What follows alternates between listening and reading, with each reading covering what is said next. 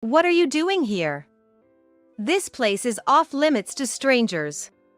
My son and his wife, who had been living with me, were moving out to their newly built detached house. Their new home was completed, and today was the housewarming party for their friends. Thinking it would be nice, I decided to join in the celebration, but my son and his wife turned me away at the gate, and on top of that, said something outrageous. If you really want to enter so badly, pay an entrance fee of $1,000. I was dumbfounded by her horrible words. To call me a stranger, even though I'm technically their mother-in-law and had lived with them until recently. To ask for an entrance fee when I came for a housewarming gift. And to do so with a smirk, demanding such an outrageous amount. As I mulled over what she had said, a boiling anger began to surge within me. Looking back, she had always been an incredibly rude person since we lived together. Looking down on me, hurling insults, treating me like a servant, pushing chores and the care of their children onto me. Especially with the grandchildren, she would frequently leave them with me to go out and have fun. My son was completely on her side, making it hard to believe we used to have a good relationship before he got married. Enough was enough. I was at my breaking point. I was determined to give them a thorough lesson. With a poker face, I looked at them and said, "All right, then I'll be leaving." Seeing that they had succeeded in driving me away, my son and his wife burst into triumphant laughter. Turning my back on them and their new home, I headed straight to a certain place. 3 days later. Hey! What the heck is this all about? The reason my son and his wife came rushing into our house, pale as ghosts, was quite the story. My name is Talia. Ever since our only son, Harry, got a job and left home, it's just been my husband and me in this big house. Even though I call him my son, Harry, and I don't share any blood relation. He's the child of my husband and his previous wife. But blood relation or not, I've always loved Harry as my own, and he's always treated me like his real mom. After Harry moved out on his own, I felt a bit lonely, but there was also a sense of relief from being freed from child rearing, and I've been enjoying my days working and spending time with my husband. Both my husband and I work for a company owned by my brother-in-law. It's a small family-run business where most of the managerial positions are held by relatives. Since we're both working and hold managerial positions, I believe we're able to live a relatively affluent life. We were living these ordinary, happy days, never expecting what life was about to throw at us. Life is unpredictable, after all. 3 years after starting his job, Harry married a woman who also worked at the same company. She was stunningly beautiful with a great figure, the kind of woman 10 out of 10 people would call gorgeous. Seeing them smile at each other during their first meeting and their wedding, I felt very reassured. Sometime after their marriage, I received the news that Harry's wife was pregnant.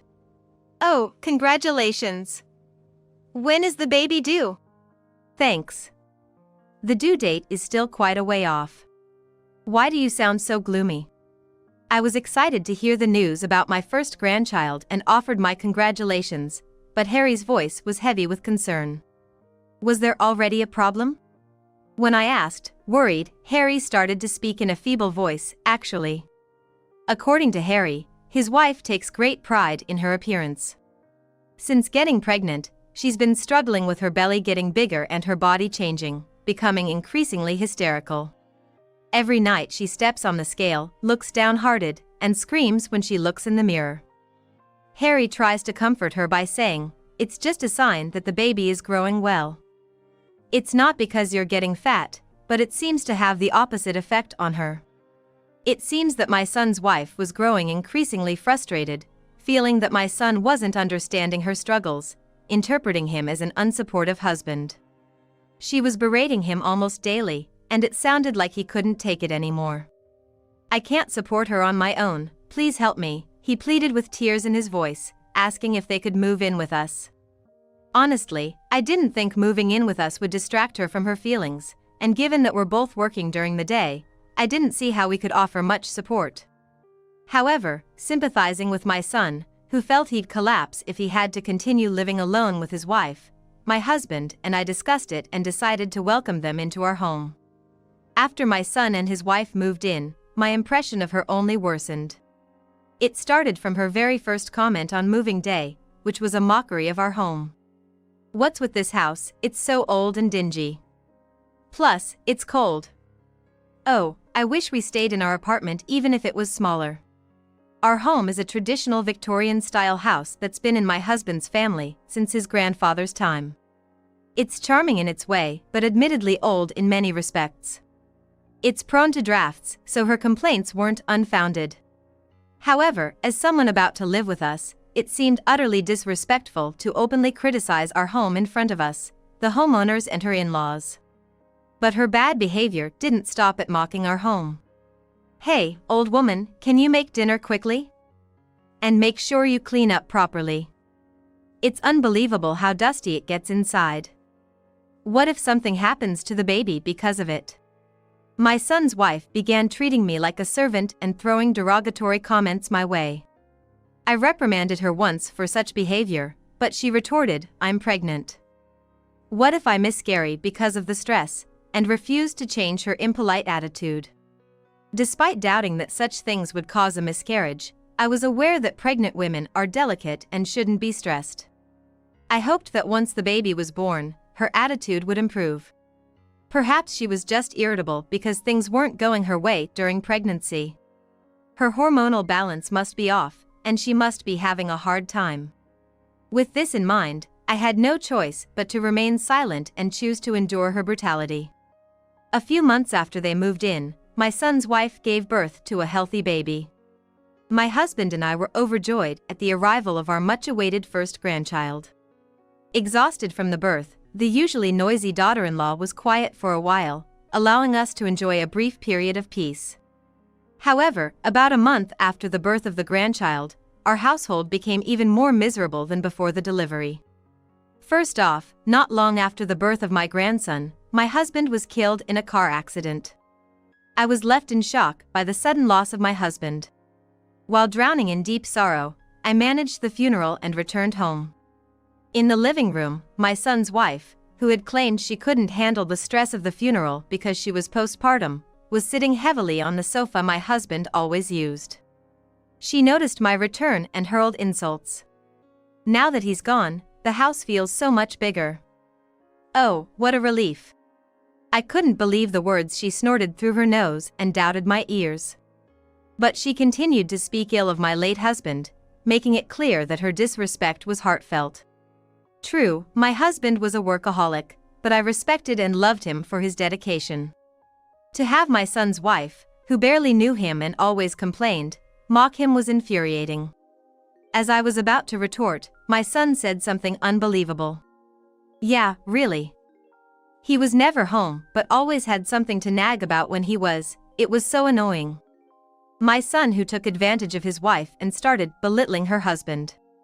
I had hoped he would reprimand her, but instead, he said the exact opposite. Speechless at their audacity, they seemed satisfied with their venting and retreated to their bedroom. After that, my son's attitude changed. Until now, no matter how much his wife belittled or mistreated me, he would not chide her and remained a bystander. But after my husband's death, he began to agree with her entirely, berating and ordering me around. My son, who never had a major rebellious phase and always had a good relationship with me as his stepmother, had suddenly turned so cruel. Could this be the influence of his wife? However, it seemed I was the only one who felt his attitude had shifted so drastically. Apparently, the reason my son's wife acted so condescendingly towards me was that my son told her I was not his real mother. "I know. You're not Harry's real mom, right? I heard he could never really see you as his mom. Plus, you were always so annoying, trying to mother him all the time. I heard he's been wanting to move out for ages but just put up with it for his dad's sake." When she told me that, I felt as if the ground had crumbled beneath my feet.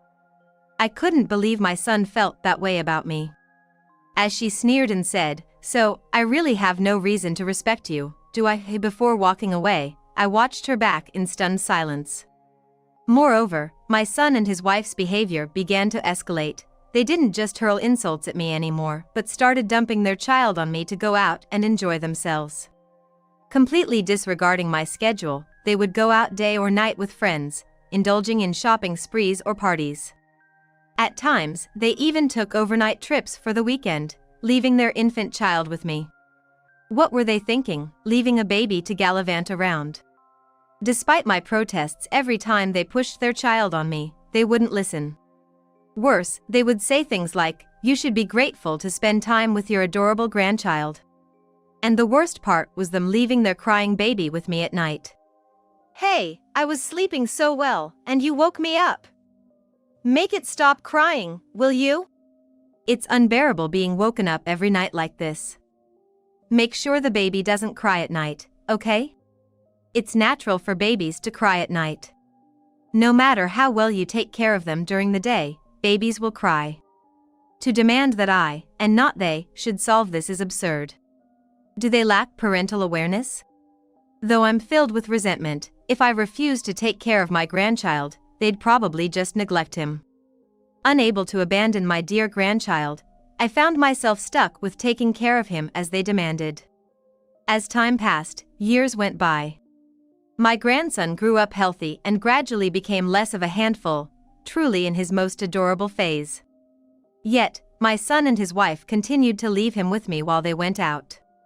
One day, when this had become the norm, my daughter-in-law suddenly made an outrageous demand. "I'm sick of this old, crumbling house, I can't stand it anymore." Since the beginning of our living together, she had always complained about our old Victorian-style house. Whether she had finally reached her limit or because leaving the grandchild with me no longer felt like a burden, she started throwing tantrums about wanting to move to a brand new house. To my dismay, my son joined in, saying, "Actually, I've always hated living in this old-fashioned house," and expressed a desire to move. Despite their complaints, I thought they wouldn't actually move. I lived shutting out their constant grumbling. But a few months later, my son and his wife really did purchase prime real estate in the city center and built a new house to move into. Finally, we can say goodbye to that rundown house. Though I had my reservations, I also breathed a sigh of relief, thinking I was finally free from them. On the day their new house was completed, I visited to see their new place as a form of celebration. There, I found many people, including my daughter-in-law's friends and her parents, visiting. Surrounded by a crowd, my son and his wife were proudly showing off their new home. They seem busy, so I'll just take a quick look around and then leave, I thought as I approached them. However, they rejected me with a look of disdain. "What are you doing here? This place is off limits to strangers." I was taken aback by being called a stranger and denied entry.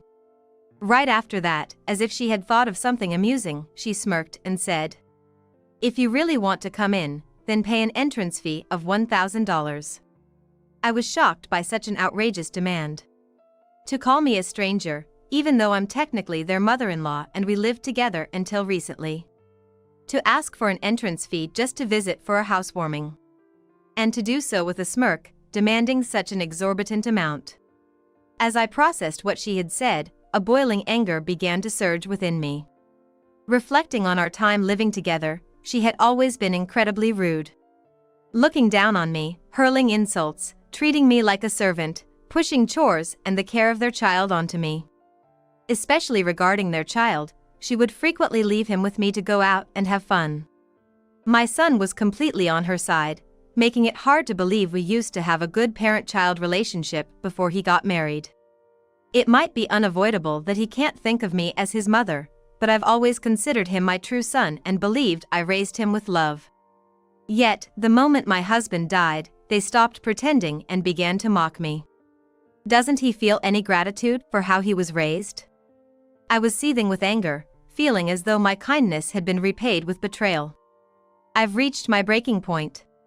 I'm going to get back at them thoroughly. With that determination in my heart, I looked at them expressionlessly and said, "All right, then I'll be going." "What, you're leaving without even coming in after making the trip here?" "Well, don't bother coming back again," they said, laughing loudly as they sent me away. Turning my back on them and their new house, I went home and then straight to the bank. 3 days later. Hey! What in the world is this about? My son and his wife, looking pale as ghosts, came storming into my house. They barged in with such force it was as if they were about to break the door, but I dealt with them outside, not letting them in. Keep it down. You're disturbing the neighbors. The bank account is empty. What's this all about? I scolded, not bothering to hide my annoyance, but my daughter-in-law snapped back as if she couldn't care less about my attitude. The bank account is empty. Knowing exactly what she was referring to, I suppressed the urge to laugh and coolly replied, "Oh, the bank account. I've moved all the money to another bank account. From now on, you'll be paying for your own living expenses and mortgage. And of course, that includes clothes and drinks." Wah! My son and his wife were speechless at my response. In fact, ever since they began living with us, they had been using my bank account for all their expenses. Not just for living costs like food and child-rearing expenses for my grandson, but also the lavish spending on clothes and luxury goods, and even the down payment and land purchase for their new house, were all paid from my account. Looking back, I wish I hadn't spoiled him so much, but ever since I remarried his father, I've always felt sympathy for my son. Losing his biological mother at a young age and then his father right after his own child was born, I wanted to support him as a mother, even if we weren't related by blood. In fact, I felt I had to. That's why I endured all the verbal abuse and mistreatment, thinking doing whatever I could for him was my way of showing love. But this incident with their new house was the last straw. If my son had become such a foolish person, I thought I might as well give up on him. Perhaps my husband had foreseen a day like this would come. He used to say, "If anything happens to me, cut ties with my son and his wife." When I first heard this, having no bad feelings towards them, I was shocked and asked why he would say something like that. He then shared his feelings that our son was foolish in many ways and that the woman he chose as his wife was trouble. He spoke with specific examples, but at the time, I couldn't believe they would act in such a way and wondered if my husband was just imagining things. Still, the fact that my usually reserved husband spoke so strongly left an impression on me, and his words lingered in my mind after he passed away.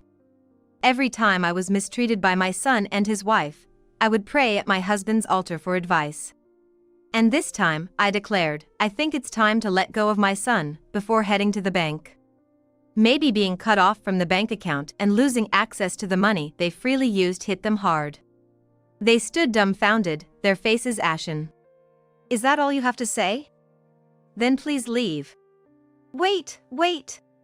My son tried to stop me as I entered the house, reaching for the door. I slapped his hand away and faced them. "Sorry, but this house is off limits to strangers. If you're willing to pay an entrance fee of $1,000, I might consider letting you in." Wah! Repeating the words my daughter-in-law had said to me back to them, they were petrified. They were outraged but ended up leaving without a word. I thought I was finally freed from this trouble, but it wasn't that easy. The next day, my son and his wife showed up at my house again. "Morning, Mom. Sorry about yesterday. Seems like we both got a bit carried away. Are you mad? Oh, Mother, you look tired. May I give you a shoulder massage?" Their tone had completely changed from the day before, as if they were now trying to gauge my mood. My daughter-in-law, who had never called me mother before, started doing so while trying to be sweet with body contact. Their behavior, clearly trying to butter me up, was disheartening. Instead of properly apologizing for their past actions, they tried to superficially make amends and win me over, which was nothing short of shallow.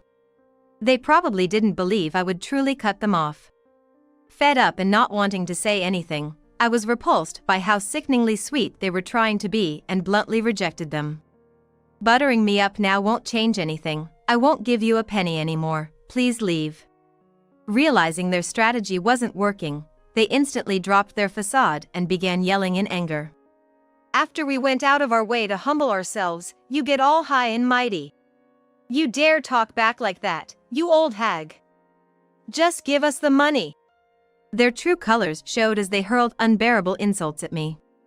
Their behavior lacked any decency, and all I could see was their appalling nature. Considering stopping this before it became a real nuisance to the neighborhood, my daughter-in-law yelled, "Hey, don't ignore us," and, in a fit of rage, threw a potted plant on the ground beside the entrance. It shattered with a loud noise. After a moment of silence, my son screamed again. "Just drop dead, you old witch. Then all your money will be mine." His wife nodded in agreement with his words. Shocked by their actions and my son's words, I paused for a moment. My son thinks he will inherit everything from me. After realizing what he said, I burst into laughter. They seem to be under a big misunderstanding. "What are you talking about? You have no inheritance rights." "Huh? Don't spout nonsense." My son and his wife did not want to believe me at all, but when I explained the facts to them, their faces gradually changed. In fact, I never legally adopted my son. Legally speaking, my son is just my husband's child from another marriage, and he has no right to my estate. For him to inherit anything from me, either adoption or a will written by me would be necessary, and of course, I have no intention of writing such a will.